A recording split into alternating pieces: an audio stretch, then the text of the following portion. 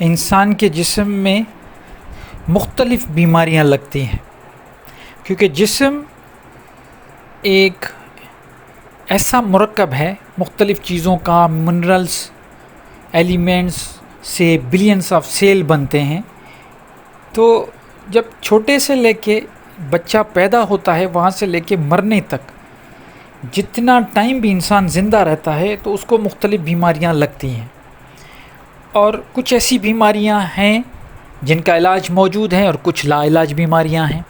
وقت گزرنے کے ساتھ ساتھ جیسے جیسے سائنس نے ترقی کی، بہت ساری بیماریاں جو آج سے 50 سال پہلے یا 100 سال پہلے لا علاج تھی، آج وہ بیماری بالکل علاج اس کا ہو رہا ہے اور انسان بالکل صحت یاب ہو رہا ہے.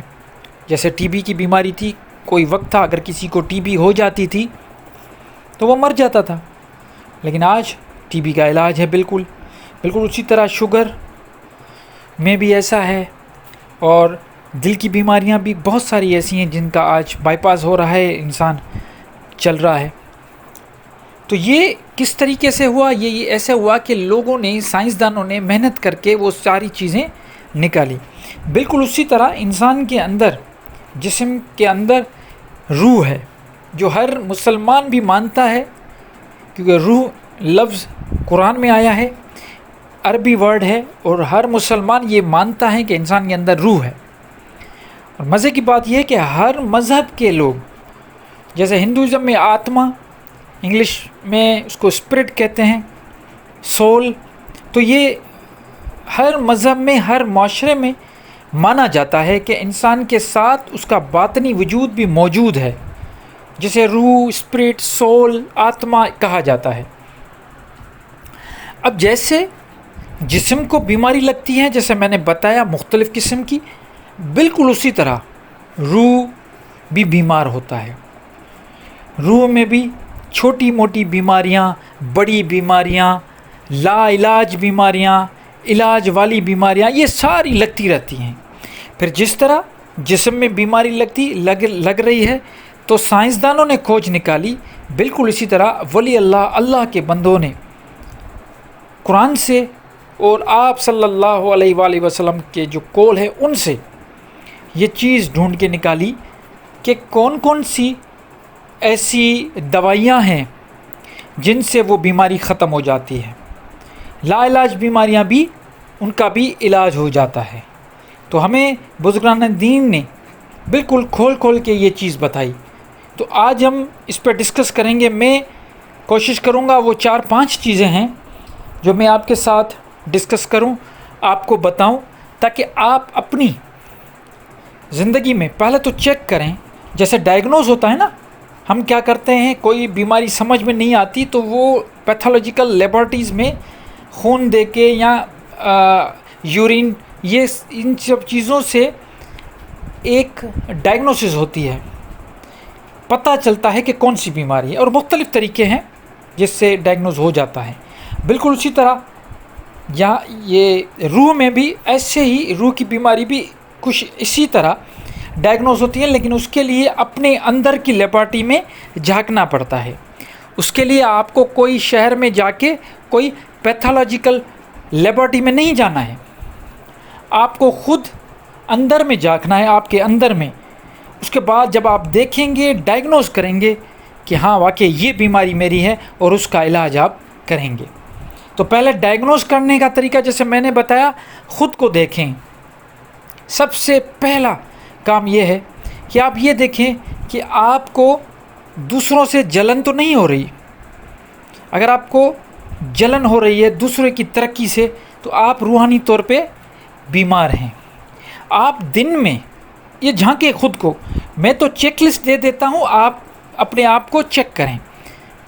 دن میں آپ زیادہ تر جھوٹ بول رہے ہیں، اگر ایسا ہے تو آپ بیمار ہیں. اگر کسی کے سامنے آپ بڑی اچھی میٹھی باتیں کر رہے ہیں اور وہ جیسے ہی چلا جاتا ہے پھر اپنے دوست کو یا دوسرے کو بتاتے ہو یار یہ بندہ تو صحیح نہیں ہے، اس کی پیٹھ پیچھے بیک بائٹنگ کرتے ہو، تو اس کا مطلب ہے کہ آپ کا روح بیمار ہے. آپ کو اگر کسی کو آپ نے دھوکہ دیا کسی کو بھی دھوکہ دے دیا اور آپ کو کوئی فرق ہی نہیں پڑ رہا آپ کی لائف میں، آپ کا ضمیر آپ کو ملامت ہی نہیں کر رہا کہ میں نے اتنا بڑا کام کر دیا، دھوکہ دے دیا، اور مزے کی بات یہ ہے کہ آپ اپنے آپ کو فخر سے بتا رہے ہو کہ میں نے اس کو بیوقوف بنایا، تو آپ بیمار ہو۔ یہ ساری چیزیں، اچھا اس کے بعد اگر آپ خرچ کرنے سے، آپ کے پاس پیسے ہیں لیکن آپ کے آس پاس جو آپ کے اپنے ہیں، پہلے تو اپنے ہوتے ہیں نا، پہلے تو ان پہ خرچ کرنا ہے، حق تو پہلے ماں باپ کا پہلے حق ہے، اس کے بعد بیوی بچے آ گئے، بہن بھائی رشتہ دار، اس کے بعد دوست، آس پاس کے لوگ جو بھی آپ کے سرکل میں ہیں، لیکن آپ کنجوس ہیں، آپ خرچ نہیں کر رہے ہیں، اللہ کی راہ میں آپ دے نہیں رہے ہیں، آپ بانٹ نہیں رہے، اس کا مطلب ہے کہ آپ بیمار ہو۔ آپ نے بغض رکھ دیا، کسی کے ساتھ آپ کا جھگڑا ہوا اور آپ نے دل میں یہ رکھ دیا کہ کبھی مجھے موقع ملے گا تو میں اس کو دیکھ لوں گا، یہ بغض ہے۔ اگر آپ کے دل میں یہ چیزیں پیدا ہو رہی ہیں تو آپ بیمار ہیں۔ ایسی بہت ساری بیماریاں اپنے اندر میں انسان جھانک سکتا ہے اور کسی کو بتانے کی ضرورت بھی نہیں ہے۔ خود سے پوچھو، خود کو دیکھو، اپنے ضمیر کو جھنجھوڑو، یقین مانیں آپ کو اتنی ساری بیماریاں سامنے آ جائیں گی، آپ مان جائیں گے کہ آپ کا روح بیمار ہے۔ اور یہ ساری بیماریاں، یہ جو میں نے آپ کو بتائی ہیں، یہ کیا کرتی ہیں کہ آپ کے جو اندر روح ہے اس کو بیمار کر کے، اس کو دبا کے، اس کو سلا دیتا ہے، کیونکہ روح تو پاک ہے، وہ ہمیشہ آپ کو اچھی اچھی باتیں بتائے گا۔ روح اگر کسی کا بیدار ہے تو وہ یہ ساری حرکتیں نہیں کرے گا جو میں نے آپ کو ابھی بتائی ہیں۔ تو اس کا مطلب ہے آپ نے پہلے تو یہ دیکھ لیا کہ آپ کا روح بیمار ہے، اب ڈائگنوز تو ہو گیا، اب آتے ہیں علاج کی طرف۔ اچھا، ڈائگنوز کرنے کے لیے میں نے چند چیک لسٹ بتائی ہے، اس سے زیادہ بھی ہوتی ہیں، وقت کم ہے، جلدی جلدی بات کو پورا کرنا ہے، اس لیے میں یہاں پہ یہ 4-5 آپ کو نشانیاں بتائیں۔ اب آتے ہیں علاج کی طرف۔ دیکھیے، سب سے پہلا علاج کیا کرنا ہے آپ کو، روح کا علاج میں آپ کو بتا رہا ہوں، یہ آپ لکھ لیں۔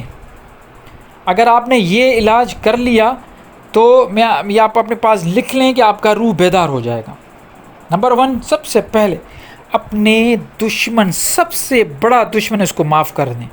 پہلا تو یہ کریں، معاف کریں، نمبر 1۔ اس کے بعد کوئی بھی آپ پہ مصیبت آتی ہے، آپ کو اس پہ صبر کرنا ہے، بالکل ایسے صبر ہوئی سوچیں کہ یہ جو آئی ہے میرے اوپر مصیبت، اگر اس سے زیادہ آتی تو کیا ہو جاتا۔ بہت زیادہ صبر سیکھیں، بہت زیادہ، اور جو کچھ بھی آپ کے پاس اویلیبل ہے ابھی کے ابھی، جو کچھ بھی، اس پہ شکر ادا کریں، گریٹیٹیوڈ دیں۔ اور اس کے علاوہ لوگوں کے ساتھ جو آپ کا رویہ ہے اس میں بہت سارا گریٹیٹیوڈ دیں۔ اگر کوئی آپ کے ساتھ تھوڑا سا بھی اچھا چلتا ہے تو اس کو بہت زیادہ گریٹیٹیوڈ دیں، اس کا شکریہ ادا کریں، بار بار اس کا شکریہ ادا کریں، یہ پریکٹس کریں۔ اس کے بعد جتنا ہو سکے اپنے آپ کو کنٹرول کرو، سچ بولنے پہ اپنے آپ کو لے کے آئیں۔ گریٹیٹیوڈ بہت بڑی چیز ہے، یہ میں آپ کو بتاؤں، سچ بولنا بہت بڑی چیز ہے۔ اور اپنے آپ کو، اگر اپنی بیماری کا علاج کرنا ہے تو آپ کو پرہیزگار بھی بننا پڑے گا۔ جو کچھ معاشرے میں برائیاں ہیں ان سے اپنے آپ کو بچاؤ۔ اگر آپ بالکل طاہر ہوں گے اندر سے اور باہر سے، آپ کا جسمانی بھی آپ پاک ہیں، آپ اندر سے آپ کا نفس بھی پاک ہے، اس کا مطلب ہے کہ آپ اب طاہر ہو۔ اب آپ کا جیسے ہی آپ کا جسم اور آپ کی سوچ طاہر ہوگی، آٹومیٹیکلی آپ کا جو روح ہے وہ بیدار ہونا شروع ہوگا، اس کو غذا ملنا شروع ہو جائے گی۔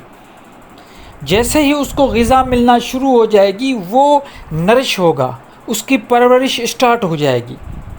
جیسے ہی اس کی پرورش اسٹارٹ ہونا شروع ہوگی وہ بیدار ہوگا، وہ پھر آپ پہ غالب ہوگا۔ غالب کا مطلب ہے کہ اب آپ اچھے کام کرنا شروع کریں گے، اب آپ کا روح جو شیطان ہے اس کے وسوسوں میں نہیں آئے گا. آپ کیا کریں گے؟ آپ بانٹنا شروع کریں گے. اب یہ دوسرا جو میں نے طریقہ بتایا وہ یہ کہ اس کا علاج کیا ہے. اب آپ اس کا اثر دیکھیں. اب جب آپ نے دوائی کھاتے ہیں تو اس کا اثر ہوتا ہے. تو یہ 4-5 آپ نے کام کیے، اس کا مطلب ہے کہ آپ نے روح کا علاج کیا. اب آپ پہ اثر کیا ہوا؟ اب اثر یہ ہوگا کہ کوئی بھی غلطی کریں گے اس پہ ملامت ہوگا. غلطی کریں گے، انسان غلطی کرے گا، ملامت ہوگا، یار یہ مجھ سے کیا ہو گیا، اب ایسا نہیں ہوگا. تو یہ سوچیں گے آپ. اس کے بعد آپ اللہ کی جو مخلوق ہے، انسان تو بڑی چیز ہے، لیکن جو جانور ہیں، چرند ہیں، پرند ہیں، ان کا بھی آپ خیال کرنا شروع کریں گے. اب کچھ بھی ان کو نقصان پہنچانے سے پہلے 1000 مرتبہ آپ سوچیں گے کہ نہیں، میں ایسا نہیں کروں کہ ان کو کوئی بھی میری طرف سے نقصان نہ پہنچے بس. اس کے بعد آپ لوگوں کے لیے راستہ کلیئر کریں گے. آپ چاہیں گے کہ کسی کا کام ہو جائے. اگر میرے راستے میں، اگر میرے ہاتھوں میں اگر کسی کا کام ہے تو وہ آپ چٹکی بھر کے وہ کر لیں گے. یہ اثرات ہوں گے. اس کے علاوہ آپ بانٹنا شروع کریں گے. صرف پیسے نہیں، آپ خوشیاں بانٹیں گے. آپ کو محسوس ہوگا کہ اگر کسی کو آپ اپنے جیب سے ایک نوالا کھلاتے ہو تو اس پہ فخر نہیں کریں گے. آپ کو ایسا محسوس ہوگا کہ آپ خوشیاں بانٹ رہے ہیں. اللہ کی مخلوق کو جب آپ کھانا کھلاتے ہیں، جب ان کے لیے کچھ بانٹنے کی کوئی بھی چیز ہو، استعمال کرنے کی چیز ہے، اگر آپ بانٹ رہے ہیں، آپ اپنی اگر چھت پہ ایک پیالی پانی کی رکھ رہے ہیں اور آپ کو لگ رہا ہے کہ وہ آپ دیکھ رہے ہو کہ وہاں پہ آ کے پرندے پانی پی رہے ہیں گرمیوں میں، تو یہ بھی بانٹنا ہوا. آپ کو اچھا فیل ہوگا، آپ کو لگے گا کہ میں کچھ بانٹ رہا ہوں. تو اس طرح آپ کا روح بیدار ہوگا اور یہ اثرات پیدا ہوں گے.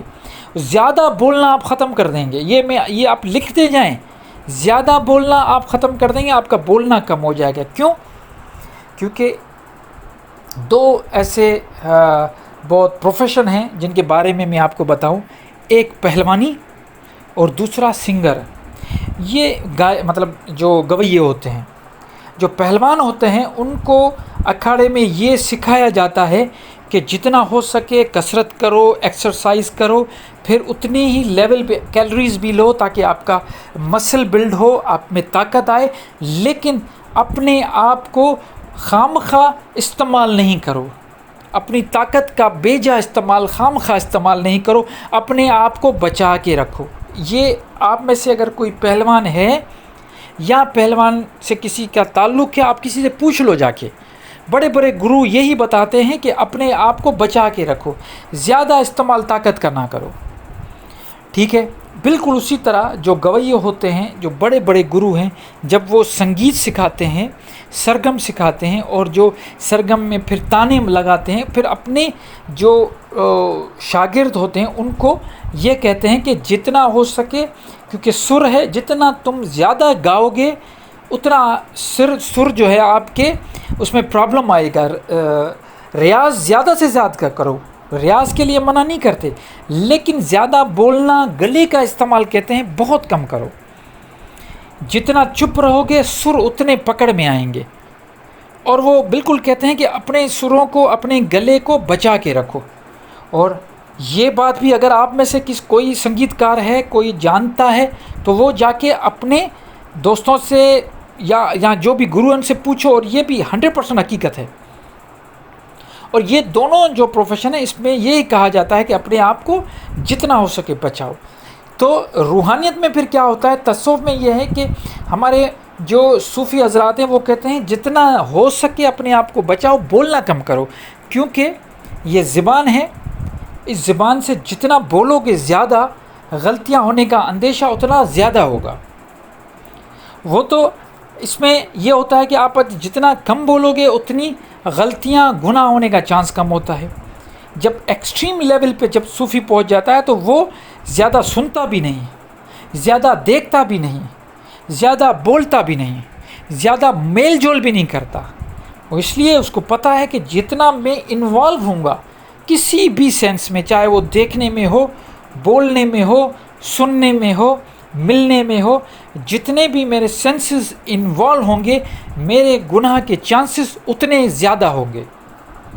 تو جتنا ہو سکے کم بولیں گے آپ بالکل. ابھی بھی میں آپ کو کہتا ہوں اگر آپ کم بولنا شروع کر دیں، یہ پریکٹس کریں، آپ کا نفس پہ اتنا کنٹرول آئے گا، آپ خود کہیں گے 1 ہفتہ کر کے دیکھیں، 1 مہینہ کر کے دیکھیں، اب بہت کم بولیں جتنا ہو سکے. اگر اشاروں سے کسی سے بات ہو رہی ہے، چھوٹی ہاں نہ اور ایسی باتیں جو آپ کے گھر میں اگر اشاروں کے ساتھ آپ کا مقصد پورا ہو رہا ہے، کمیونیکیشن کا مقصد اگر اشاروں سے پورا ہو رہا ہے، بولنے کی ضرورت محسوس نہیں ہو رہی، وہاں پہ بولو ہی نہیں، کم بولو. تو جب یہ روح کا علاج ہو جاتا ہے تو انسان کم بولنا شروع کر دیتا ہے. کم جب بولنا شروع کرے گا تو اس کے چانسز بھی کم ہوں گے. تو یہ ہے سارے معاملات روح کی بیماری، اس کا علاج کے بعد جو شفا ملے گی، شفا میں جو علامتیں ہوں گی وہ میں نے آپ کے ساتھ شیئر کی ہیں. انشاءاللہ یہ جو میں نے آپ کو طریقہ کار بتایا ہے خود کو دیکھیں. میں یہ نہیں کہتا کوئی بھی پرفیکٹ نہیں، میں بھی پرفیکٹ نہیں، کوئی بھی نہیں، اللہ کی ذات کے سوائے کوئی پرفیکٹ نہیں، لیکن یہ ہے کہ خود کو بہتر سے بہتر بنانا ہے، کوشش کرنی ہے. یہ زندگی جو ہمیں ملی ہے اس میں ہمیں کوشش کرتے رہنا ہے کہ ہم بہتر سے بہتری کی طرف جائیں. تو اس میں ہمیں کوشش کرنی ہے، اپنے آپ کو دیکھنا ہے، جو بیماری اپنے اندر میں ہیں ان کو کلیئر کرنا ہے، صاف کرنا ہے. اللہ کا ذکر ضرور کیا کریں. میں بار بار کہتا ہوں مراقبہ کریں، چاہے 5 منٹ کا بھی ڈیلی مراقبہ ضرور کریں جس میں اللہ کا ذکر ضرور کیا کریں. اس سے اور بریتھنگ بھی ضرور کریں، جو سانس کی ایکسرسائز ہوتی ہے.